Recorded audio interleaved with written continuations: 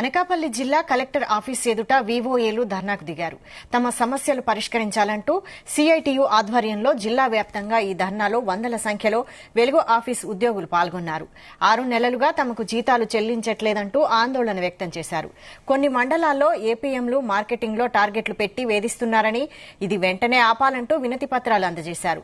సానుకూలంగా స్పందించిన సంబంధిత జిల్లా అధికారి సమస్యలను ప్రభుత్వం దృష్టికి తీసుకెళ్లి అన్ని విధాలుగా న్యాయం చేస్తామని హామీ ఇచ్చారు.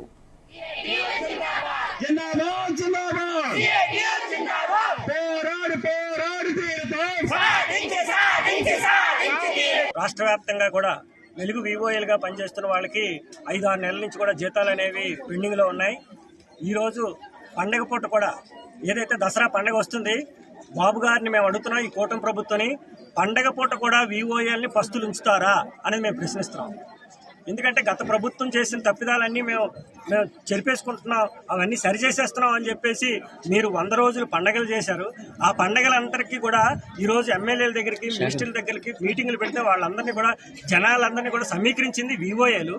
మరి అలాంటి వివోఏలకి 5 నెలలు 6 నెలలు జీతాలు ఇవ్వకపోతే ఏం తిని బతకాలని చెప్పేసి మేము ఈరోజు ఈ ప్రభుత్వాన్ని అడుగుతున్నాం. ఎప్పటికైనా సరే బాబు గారిని మా గత ప్రభుత్వం ఆధీనంలోనే 3 ఏళ్ల కాలపరిమితి సర్క్యులర్ వచ్చింది.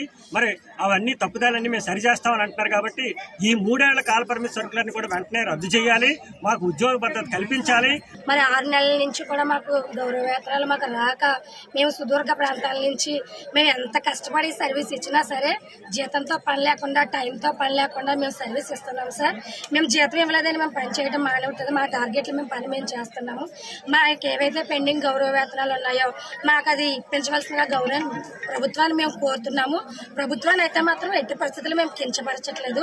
మా ఆకలి బాధలు అర్థం చేసుకుని మేము కష్టపడిన దానికి మా కష్టానికి ఫలితం మా యొక్క గౌరవ వేతనం మేము పెంచవలసిందిగా మేము డిమాండ్ చేస్తూ మేము కోరుతున్నాం. వివోఏలు ఎవరికైతే శాలరీస్ స్టాప్ చేశారో, ఎందుకు ఆ నెల స్టాప్ చేశారో అనేది మీ ఏపీఎంస్ దగ్గర వివరణ తీసుకుంటున్నాము. సస్పెండ్ చేయండి. తర్వాత వివరణ తీసుకున్న తర్వాత అప్పుడు అది ఎంతవరకు కరెక్ట్ అనేది కూడా చెక్ చేసుకోవాలి కదండి. చేసుకున్న తర్వాత ఒకవేళ నిజంగా మంచిగా పని చేసినా అట్లా చేశారు అంటే అప్పుడు యాక్షన్ తీసుకోవాలి. ఇంప్లిమెంట్ చేయలేదండి. సో వీళ్ళందరూ ఇచ్చిన రిప్రజెంటేషన్ బేస్ చేసుకొని